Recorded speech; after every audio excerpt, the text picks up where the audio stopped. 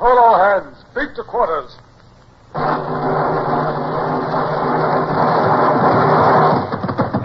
Now out the guns. Stand by the starboard battery. One broadside into it, if you please, Captain Bush.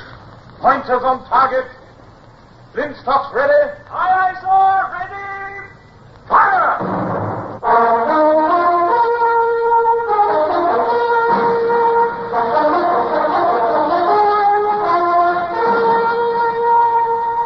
Presenting Michael Redgrave as C.S. Forrester's indomitable man of the sea, Horatio Hornblower.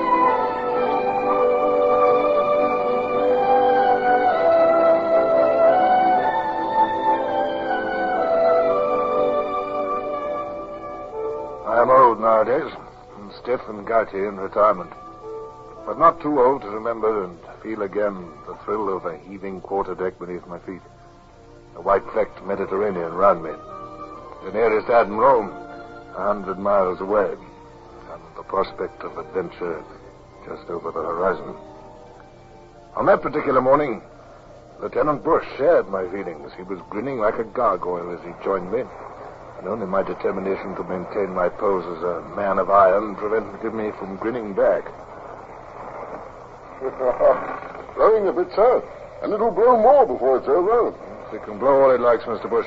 Perhaps it'll blow some French ships out of port. Not much chance of that, sir, I'm afraid. More likely you'll have to go in and find them. Sail! Well, Right in the wind, aye, sir. And coming up fast. There's a signal, Lieutenant, there. Mr. Vincent, ask her number, please. Aye, sir. Hello. There's no need, sir. She's signaling. Well, what'd you say? Cassandra, Captain Frederick Cook. Cook, yes, I remember him. He's junior to me, posted captain 6 months after me. Oh, by Jove, sir. She's signaling there are 4 French ships astern of her, coming up from the southwest. Beat to quarters, if you please, Mr. Bush, and wear the ship directly. Aye, aye, sir. 4 to 2. That'll be a fight worth having, sir.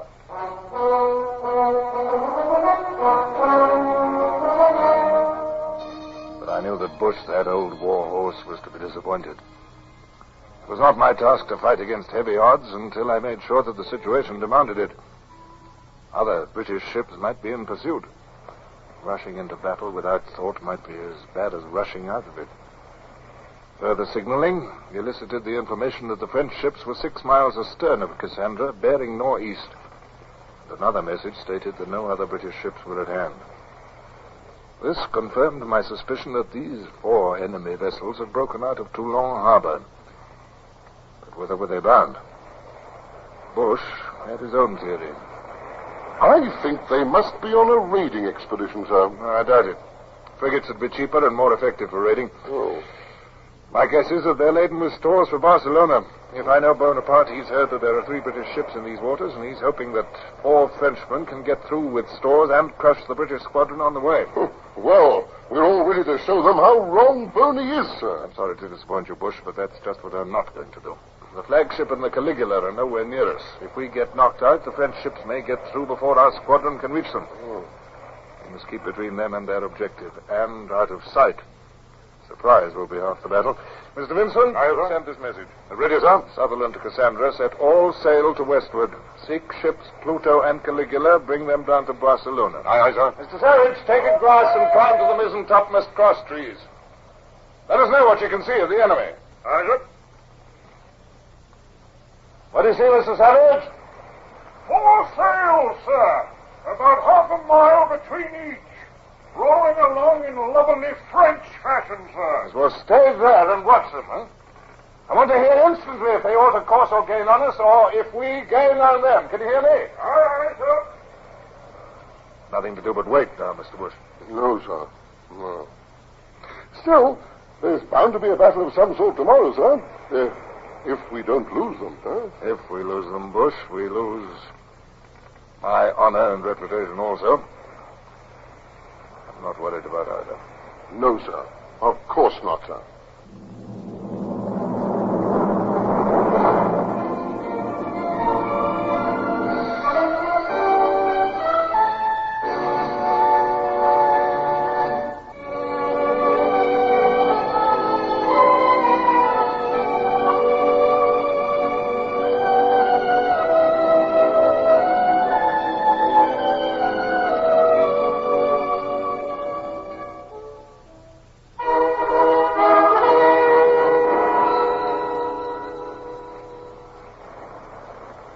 Mr. Gerard, anything to report? Not much, sir. It blew hard at 2 bells, but it's stopping fast now and backing southeasterly. That'll be nearly a foul wind for the Frenchmen, sir. Befala for the Pluto and Caligula. I thought I felt the loom of the land a while back, sir. Did you? That'll be Cape Coeur, I expect. Here comes the sun. Land ho! Yes, I thought. It'll be the mountains of Spain that the lookout can see. Begging your pardon, sir, it's the other direction I'm interested in. What's that? Masthead there, do you see anything of the enemy? Nothing, sir. Nothing in sight by the land to leeward. Have we lost them, sir? Don't say we've lost them. Put the ship about, Mr. Gerard, and lay her on the starboard tack. Aye, sir.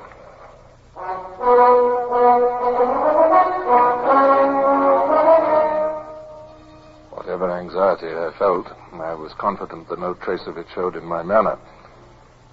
But I was very anxious. The French might have altered course in the night and be lost now in the middle of the western Mediterranean. But I thought it unlikely. It was more probable that my officers had made insufficient allowance for the unhandiness of the French crews. Many French captains made a practice of heaving to at night, in which case we could easily have gained 20 miles on them. By retracing my course, I was confident that I should sight them again. At least, I tried to be confident. And I think my officers thought me so. I think the captain's a bit worried, Mr. Bush. He doesn't show it, of course, but if we have lost those frogs, it's... Fair thinking about Mr. Gerard. Admiral Leighton would break him for it. But I've never known his judgment to be wrong yet. No, sir. But anyone can make a mistake. I hope we haven't lost them anyway. I was looking forward to a real scrap today. We may get it yet. You think the captain's worried? Look at him taking his bath under the deck pump there. He's no more concerned than if he were in Portsmouth Harbor. Shaving, too. That's his way, sir. But I'll bet that pump is no colder than the chill round his heart this morning. You're a pessimist, Mr. Gerard. In any case, there's enough to worry the captain. If we've lost the French, there's trouble. And if we haven't, it means a fight. Now, a fight is just fun for us. But it's a heavy responsibility for a captain. The safety of ship and men are his responsibility. Well, Mr. Bush, I shall go below. Call me if anything transpires. Aye, sir. The wind's still working round southerly, sir. I should think... Get clear! Sail inside! Sail inside? 2 sails! 3! No, 4! It's the enemy, sir! Carter, by George, you all right after all. Mr. Gerard, and I want comments from my officers as to last word. Silence those fools on the lower deck. Wear ship, if you please, and lay her on the other tack.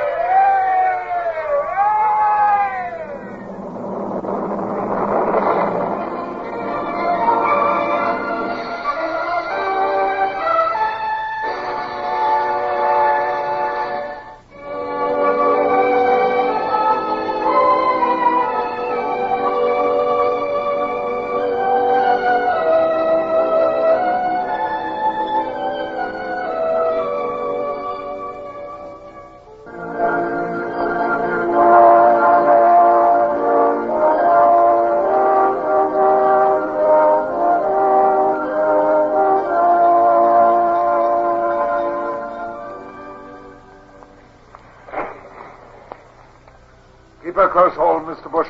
We're clearly visible to the enemy now, so we can no longer count on surprise. Aye, sir. They seem to be heading in towards us, They sir. can do nothing else. They cannot hold their course for Barcelona with this wind. I imagine they're heading to the shelter of Rosehurst Bay. If they reach the bay, we lose them. They'll have the protection of the shore batteries there. Then we'll have to engage them, sir. Yes, I'm afraid so. 4-1. It's heavy odds. But if we can shoot away a few of their spars, we may delay them until the Pluto and the Caligula arrive. If they arrive. The wind is foul for them. We'll manage without them, sir. That big three-decker in the lead's flying an admiral's flag. The other three are two-deckers. Yes. I imagine we have about a quarter of an hour. Yes. We'll see that the men get a bite to eat in that time. Aye, sir.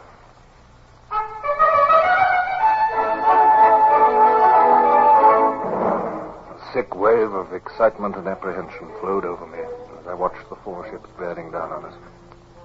They were obviously intent on destroying the single ship of the line which stood between them and safety.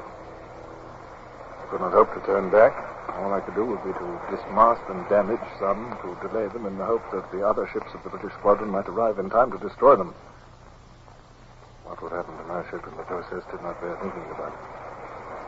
The leading French ship mounted 80 guns. I could see their muzzles grinning at me through their open ports. I glanced once at the battered red ensign fluttering at my peak, and then plunged into the realities of the situation.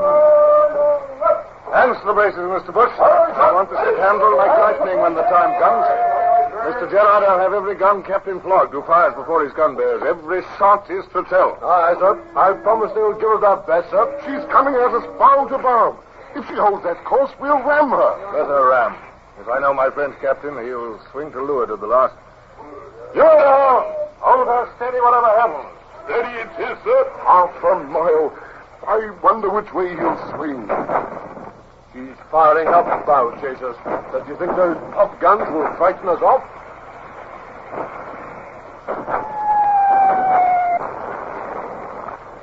Up away, Floggy. We don't mind a few holes in our canvas. A quarter of a mile. Which way will he go? Which way? He's holding on longer than I thought. Do you think he means to ram us, sir? Not unless he wants to sink both ships. Helm there. Move that wheel at your peril. He is going to leeward. There he goes. Only a few hundred yards to spare. Hold your fire. Stand fast, everyone. His guns are beginning to bear. Now, helmsman, helm the weather. Slow. Cross our stern. Right he is. Head to sea.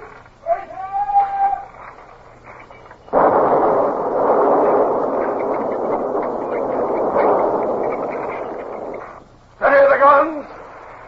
Fire!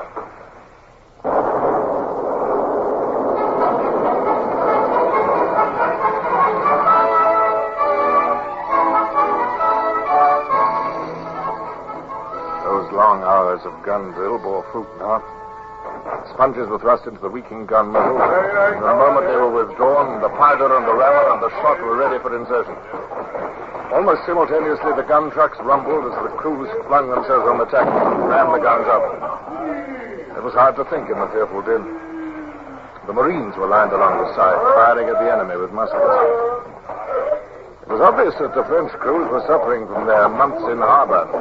Their firing was ragged, and we were firing 3 broadsides to their 2. Well, their fire is slackening, sir. I expect... Oh, look at his mainmast. He's coming down, sir.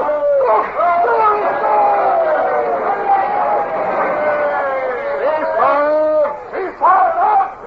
We're drawing away from her. We can't afford to waste shot, Mr. Bush. The three-decker's had enough, sir. She don't seem to be coming back. Now, Mr. Bush, come here. Yes, sir. We have a grave decision to make. A decision? What decision, sir?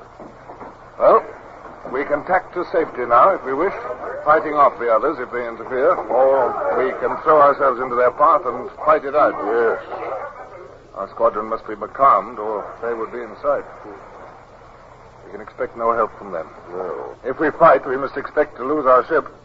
Try to forget your natural desire to fight, Mr. Bush. What we have to decide is, can we afford to lose a 74-gun ship merely to delay the French for an hour or two? I think we must, sir. If we damage them enough, they'll have to wait in Rosas for repairs, and the squadron can attack them there. Besides... Yes, what? Besides what? Well, we can't run away, sir. They'll think that... Thank you, Mr. Bush. That was the decision I had already reached. But, well, Bush, your life is at stake, too. Oh. You were entitled to be consulted. Lay the ship on the port tack, if you please. We'll go in and fight. Fight!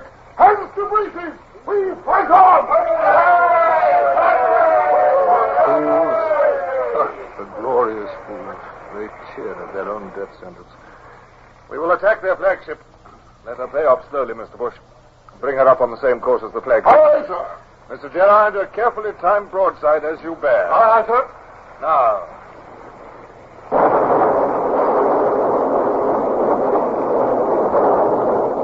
Edge closer in on her. Give her everything you've got, men. Stand, Commander! All marks coming down! Look out there!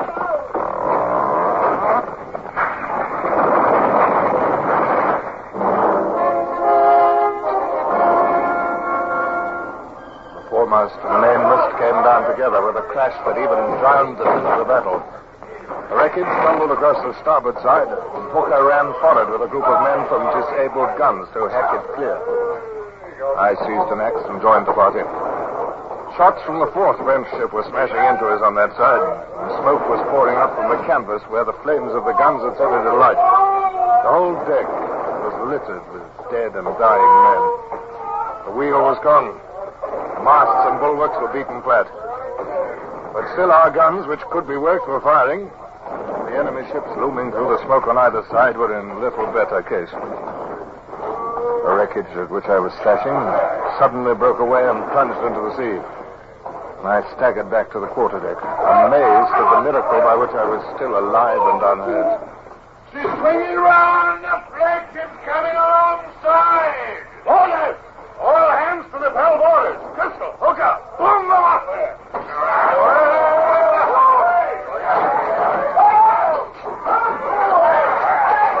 On, men! Rally! Drag overside! We'll swing it away, sir! They can't get any more aboard us! Now, come on, sir! Surrender!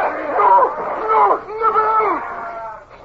All right, men! The last of them's dumped overside. Gerard, come here. Thank heavens their guns have ceased to bear on us for a few moments. We can take stock. Precious little stock to take, sir. I've still got a few guns left, though, and I'll fire them until we sink. Good. We've left our mark in the frogs, though. They're nearly as wrecked as we are. That two-decker's still fighting. Her guns are beginning to bear again. Yes, we must strike our colors, I fear. No colors to strike. We don't want to strike, God knows. The men are faint with exhaustion. They cannot fire the guns. And here come two gunboats from Rosas. They mount 40-pounders. Yes, Commodore, what is it? There's 4 feet of water in the well, sir, and no pumps left. No men to work them if there was neither. Gerard, Hooker, Crystal. What do you say? Shall we sink or surrender? We might float for another 24 hours, sir. And I shall surrender. Is there any man against surrender? Well, I can't see what else we can do, sir. It's no disgrace. We've done our best. Plenty of British captains have surrendered with less cause. That's the two-decker. They're calling on us to strike. Well, so be it.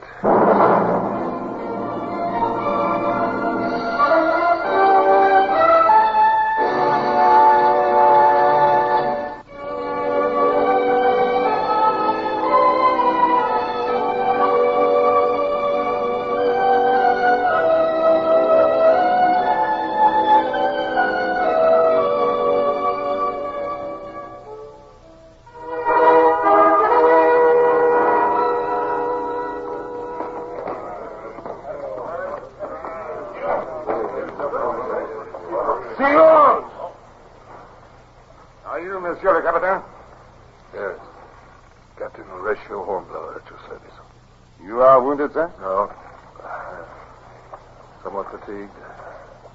My lower decks are piled with wounded, though. Not only your deck, sir. May I take your sword, Monsieur le Capitaine?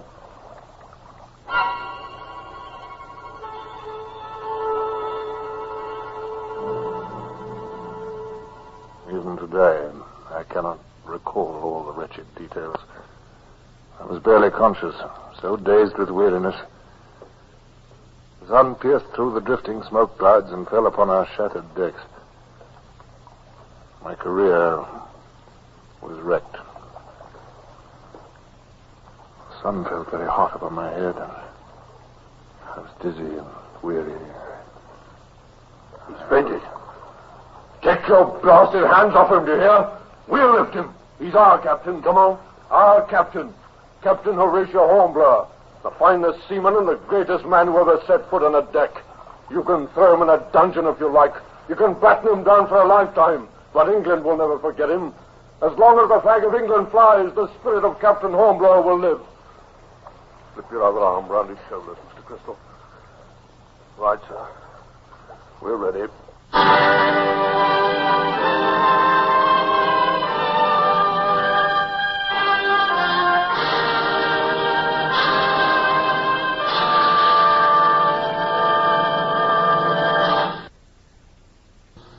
Horatio Hornblower, starring Michael Redgrave, is based on the novels by C.S. Forrester. Music composed and conducted by Sidney Torch. Produced by Harry Allen Towers.